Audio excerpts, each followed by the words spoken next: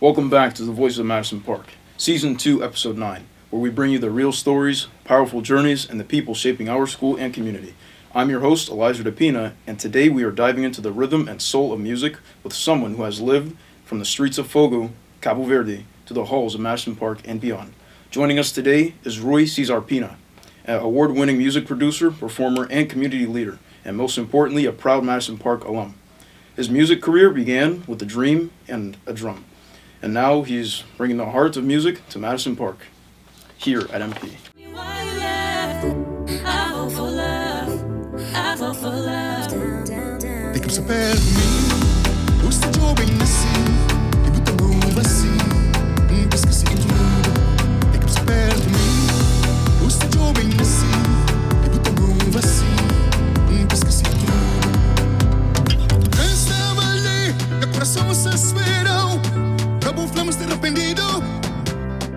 Mr. Pina, what is the first memory that you remember of falling in love with music? I picked up a pair of drumsticks, taking them from tamboristas. Tamborista means like drummers. And it's an activity where it's a festival during the month of May. So tamborista goes around the city of São Felipe to play the drums so they can receive gifts. And then, of course, one of the tamboristas came and I showed interest. He just gave me his drumsticks and I just allowed me to play it on his drum. That was it. I fell in love with the drumming. So I never personally been to Cabo Verde before. So how did growing up in Cabo Verde shape your sound and music identity? Well, you figure Cabo Verde is, at the time when I was growing up, in the heart of São Felipe, in Cabo Verde, you figure you had to fill in some of the times after school or before school. And what it is that either you go to the beach, which I did quite often, and you play soccer, when you go to the beach, and then you come home, and then if you have a nice pots and pans, you set them up and you kind of pretend you're playing the drums. And then, of course, that's how you spend a lot of times. It's like, you fill those times. And music, it was one of the ways that I could actually just move away from things that my mother and my father did not, allowed me to do. So I could just play, not drums, but just play on pots and pans at the time. So what motivated you to play music, especially in Cape Verde? Because when I think of Cape Verde, I think of Luis Moraes and a ton of other people. So what was your motivation? Well, there was this one band that came from, because you had not bands from Fogo, but you had bands coming from the other islands. For example, you had bands coming from the island of São Centro, the island of Santiago, and in particular, this was one band that's called the Kings. I remember them. Then I went to see this concert. Concert was free, and I went to see this concert, and I was just moved. I was moved by the singer. He had this way that he held a microphone, and the way he sang, the way he moved, and that was it. I got hooked on just watching this band perform, and the singer perform on stage. And from that point on, I wanted to do two things. I wanted to learn music, play the drums, and sing. And we established a small local band made out of kids at the time, and that's how we started. It was like, as far as back as I can remember, I was very young. Can't put a time frame on it, at least the age that I was, but I probably was right around the age of 9, 7, 9, yeah, that early. So you got an early introduction into music, right? Absolutely. So what were some of the biggest obstacles that you faced during the music industry? You're talking about when I actually became a musician, a true musician, or when you became a true musician? Okay. Well, it all started actually when I went to study my first year of high school in the island of Santiago. I just to give you a brief, synopsis of what it is that the island of Fogo at the time did not have a high school. So you study until the 8th grade, and then you go to the island of Santiago. That was the high school. That's when I went to study. There, I met some of the greatest musicians. And then not only that I met greatest musicians that I learned how to play the guitar as well, is that I met my relatives, and I began to discover that my relatives, they're all musicians, especially the Alvis, which is my grandfather's brother. His children were all musicians, and then I met, for just to give the name of one, is Keen Alves, the greatest music producer ever. That's what I met him, and that's what I began to learn with them as well.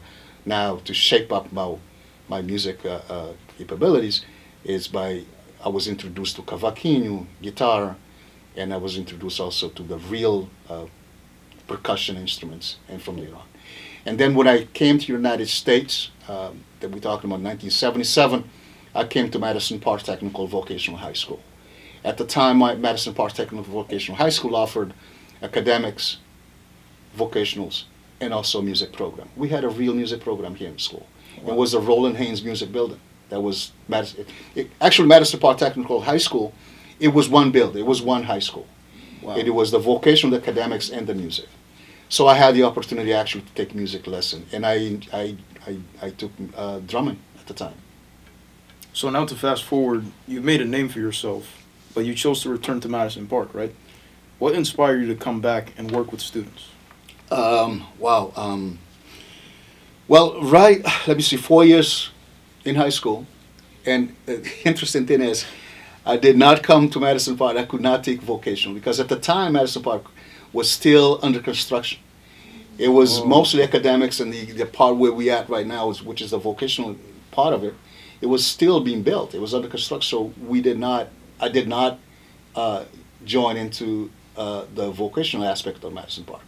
So it was music, and there was academics. It was mostly academics. Plus, my parents did not want me to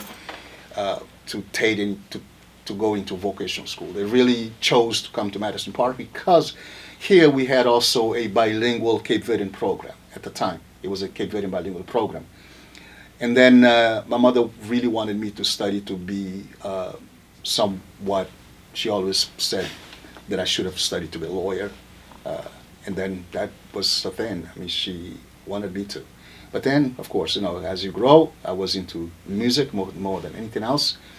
And then when I began to take drum lessons at the Roland Haynes Music, for, I believe it was like on my before I even graduated from high school, a band discovered me to play the drums for a band. I was young, and here I was then joined a band, a real band, and I was playing the drums for them. What was the name of that band? That band didn't have a name. It was a band that they had just established. The name was Tabanca Jazz. Oh, okay. So now for a fun one. If you could collaborate with any artist, past or present, who would your dream collab be? Unfortunately, one of the greatest, I say unfortunate because one of the artists that I always, we spoke many times to actually do a duet or a concert together is our late Georginette. We were we were buddies. We did so many concerts. We did so many places together.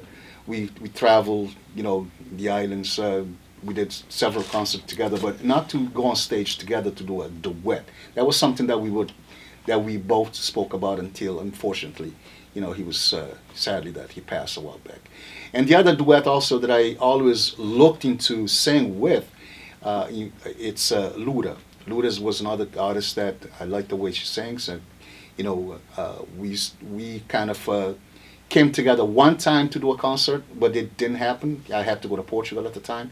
We were supposed to do one concert, and we were supposed to work on a duet. The duet that we were going to sing together is actually, we talked about doing Chica, which is my song that is my flag song. It's one of my most popular songs that I sang. So we were going to do doing that. I had the opportunity to sing with Cesaria, on this club when I went to São Vicente. Cesaria was there at the time, and then we sat down and we had to actually do a duet, me and her. I loved it. For me, I really like Luis Moraes. Yeah. I don't know why, but I'm listening to that music. Clarinet and the saxophone, yeah. Yeah. So, looking back on your journey, how do you define success in music now compared to when you were first starting? Well, here it is. I have 200 plus songs under my belt. That's success. I have several albums out. That's success. Um, I have songs that I wrote for the other artists to sing, namely Tatiana, namely Vargas, you name it. So many singers sang, wrote songs for them. Success is when you actually establish a recording studio. Uh, you invest on it, and you learn about how to process sound. You become a sound engineer. You produce music for the artists. That's success. Those are the things that I define as success. Success is as far as like right now, the way I can define it is like, you have this dream, and you just act on you just act forward. You have the goals, and you move forward, and you produce, and then you have tangible. That's success. Okay. So can you tell me one moment in your career that made you think and pause? Wow, I really did that. Wow, one time in my career that yes, it was one time where, in fact, I think it became a very lengthy pause because I think to this day things just became something else. It was not music. I actually call it not that I stopped, but I paused, and I paused a very lengthy. I was to do a concert for, at this time I had released my second album, Irresistible. Irresistible had two songs that made it very top of the chart, and so I had about four songs now that made it to the top of the chart. We're talking about Chica 1, Sheila being 2. Yeah. And then on this album, Irresistible, I had put on two songs. One is the Irresistible, the title of the song, the album. And then it was Provas de Amor. So 4 songs. And whenever I performed live, crowd, I had followers.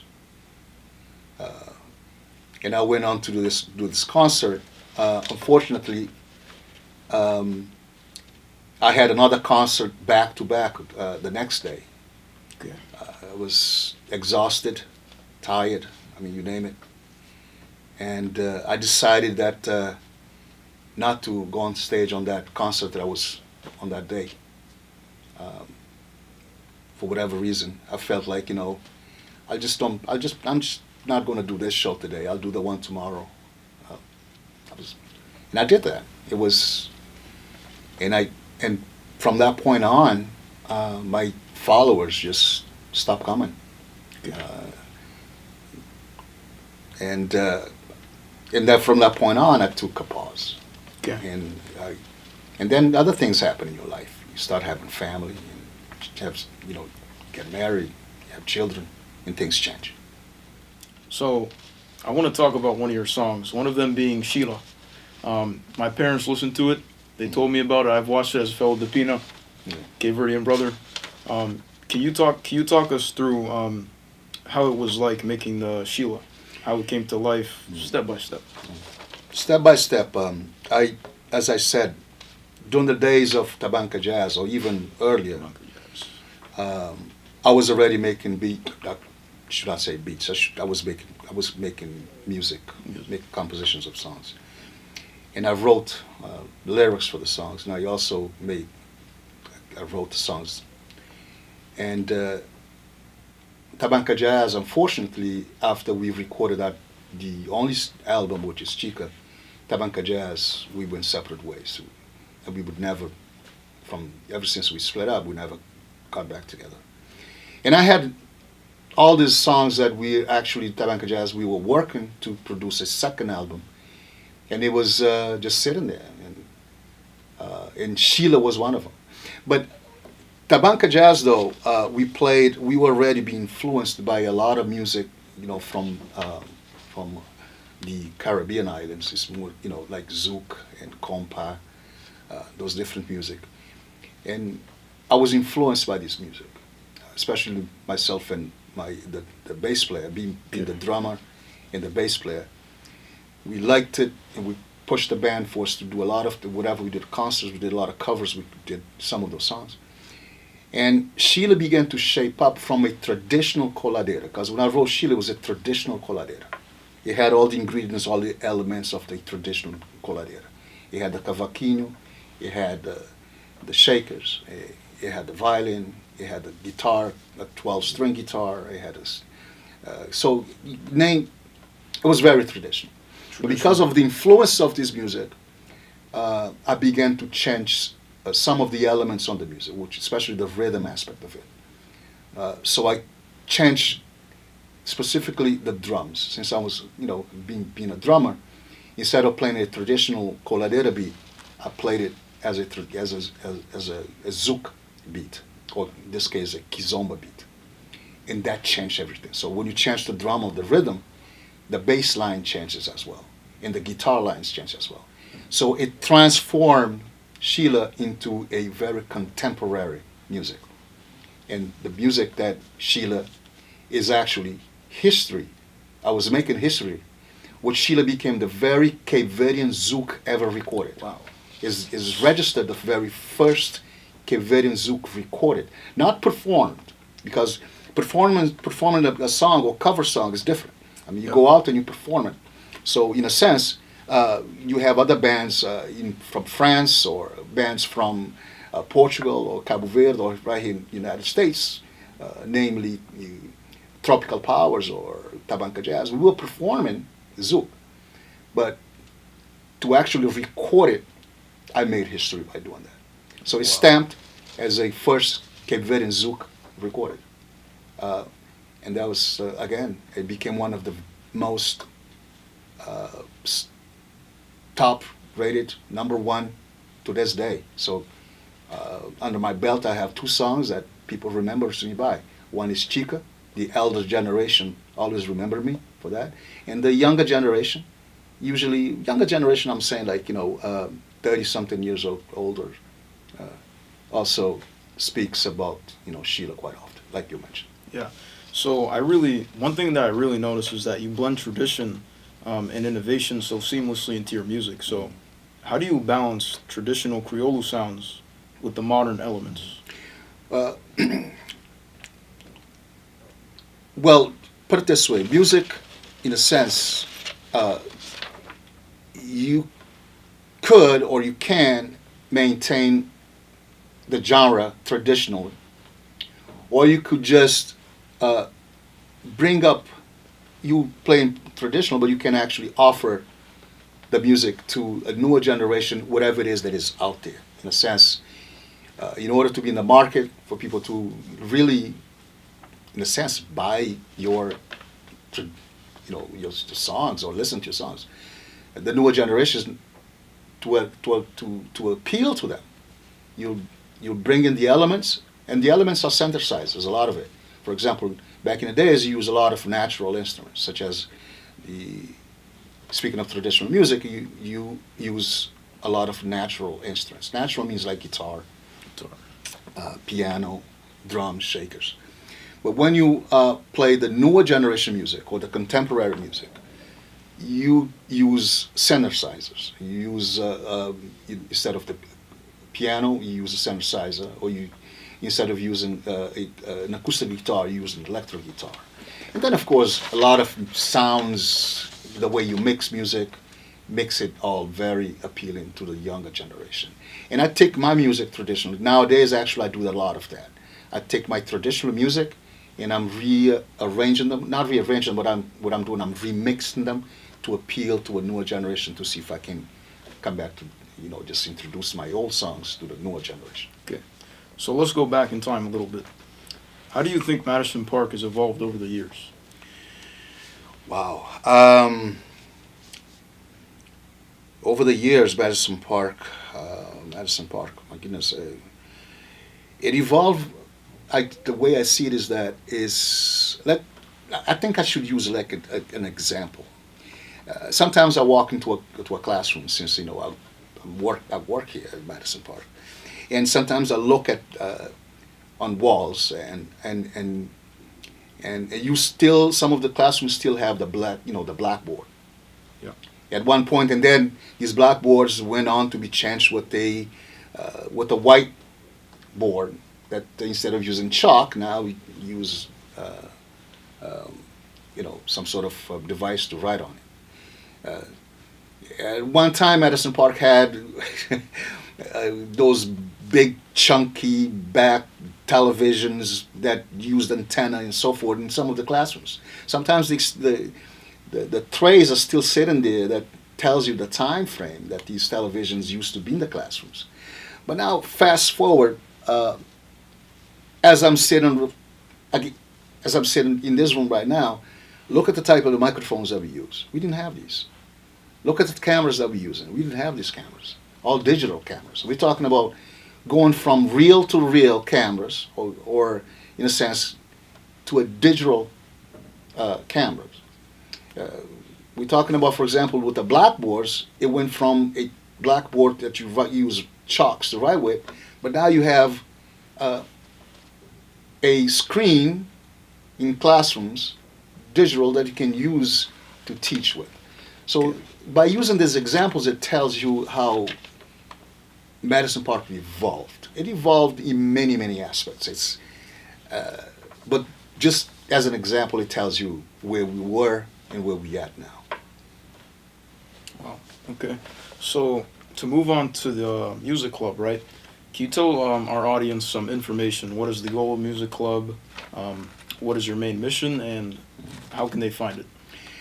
Music club is we meet every Monday and Friday, room 2205. And then our mission is really to give students at Madison Park Technical High School the opportunity for them to discover a talent of music that they have. Music club, again, sometimes a lot of what I tell our students and also staff is that it's a music club, but music itself is just not about playing an instrument. Music club, it caters to whoever is interested about music. Take the music, put it in the center, and then, okay, so one wants to learn about playing the guitar, it's music. One wants to play the piano, it's music. One wants to learn how to play the drums, it's music. But one may very much wants to just listen to music, as we do have members in our club that comes and they sit there, all they want to do, they want to relax. They want to listen, they want to explore music. That's music related. One may just want to come to the music club and be interested in learn how the music technology works. Instead of, again, put it this way, I usually always give an example when they see like a band playing or they see a musician playing on stage and the sound is in front of them the sound is coming from, let's say, natural guitar to right in front of the audience. Who makes that possible? Sound engineers does. So we have students in our club that comes with that interest. They want to know how to mix music, in some of our students, our members of the club, they'll come and they are interested about doing, they call it beats, I call it music production.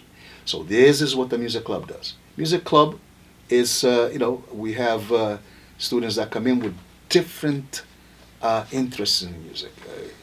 And all are welcome, students and staff. We meet every Monday and every Friday, immediately after school.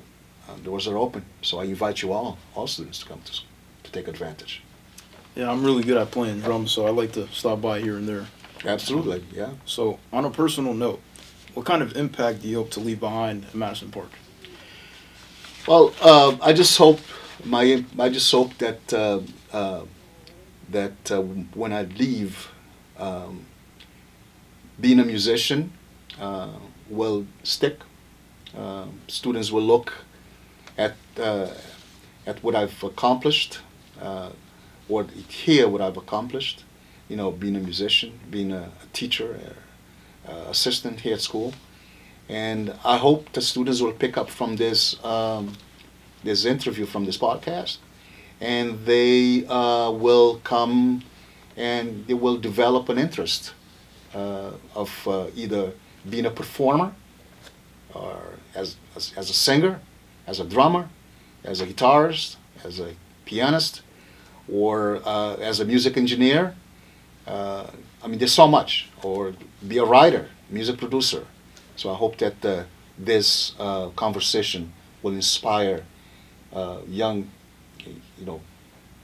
students to take advantage, and as well, those are the things that I would like to leave behind, in a sense. So Madison Park is not itself an easy school to teach at. There's always obstacles that you have to go through. So what motivates you to keep going, even on tough days? I get up in the morning, and I thank God, first and foremost, for all the things that He has provided, great and small, and all that He has stored for me. One of the things I always pray is that the opportunity that I can actually come to Madison Park and teach young folks, all that is about life. I come in and whenever I come, once I'm in this building, motivation is I'm here and I see that I can offer, I can teach, I can learn. So my motivation is that while I'm here, I do everything possible. I usually tell, don't ask me to steal, don't ask me to kill, don't ask me to lie, but whatever it is that we have to do, that you ask me to do for the students, I am, willing to do it. I'm willing. I'll do it positively, because it takes each and one of all of us the drive. It takes us to help our young folks understand, to move forward in their lives. And it's the greatest pleasure, or my rewards, to just make a statement here, is whenever I walk out, that I put in my 8 hours a day working, 8 plus, sometimes I stay 12 hours a day in this building. Sometimes I tell people I'm practically the first one to walk in to Madison Park and the last one to walk out. And then when I do go home, I always tap my shoulders like, you did it again. Let's go. Let's go. That's my awards that I receive on daily. So you spoke a lot about helping students and being there for them. Who believed in you early on, and who was in your corner to help you out? There's so many students that came to the music club that went out there and they play the drums. There's so many of them. I don't want to leave anyone behind. But to speak right now, we have a student right here behind the screen, John. He came to the music club and he said, I want to learn how to play drums. And I said, hey, no, go for it. He sat down.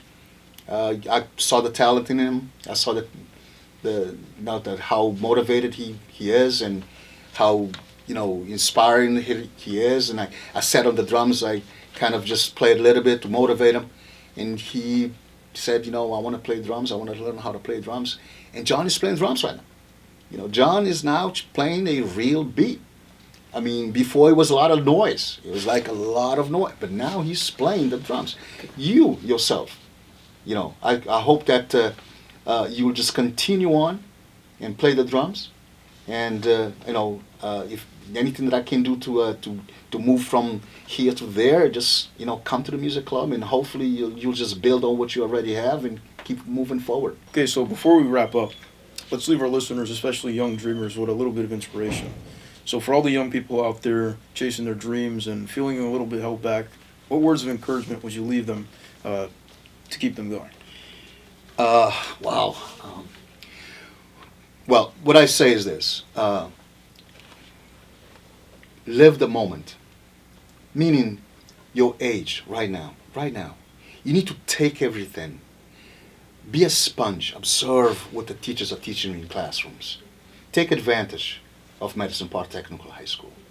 What it is that get up on time every day, come to school on time every day, go to class every day. These are the things that you as young folks need to do on a daily basis, because it starts here at Madison Park. It starts right here at high school. And this eventually will move you forward to when you become an adult. This is where it becomes, who you were, now who you are, and shaping you to be the future, the generation of someone to work on, to have a career as a sound engineer, as a musician, as a podcaster, as a host, a cook, carpenter. Oh my goodness, the list goes on and on and on and on. Yeah, and if you choose to go into academics, go for it. I mean, you want to be a doctor, but you got to study. You got to study hard. Every time that the teacher teaches you, be there. Be there and not any place else. What I'm saying is that be there, attentive to learn. And another thing that I have to say is that I see a lot of students spending too many hours on their cell phone in the classrooms. And then they're wasting their time because now put the phone away while you're in class. Learn while the teachers are teaching you. Because whatever it is that that social media, it's always going to be there. It's not going to go away. The thing is, right now, you're spending so much time on the cell phone for something that you can actually, during your breaks, or lunch break, or when you go home, those same things that right there in the classroom that you were wasting your time watching, you could actually go home and it'll still be there. So watch it. Live the moment. Be attentive. Respect the elders, especially your teachers. Okay? Those are the things that needs to happen. If you've ever wondered how powerful music can be, just ask Rui Pina. From international stages to classrooms at Madison Park, he's using every beat to lift everybody up. Want to learn more or support after-school clubs for Rui Pina? Contact him at ruipina@msn.com. This has been the Voice of Madison Park, Episode 9. Follow us for more stories that matter. Until next time, stay inspired, stay connected, and as always, keep raising your voice.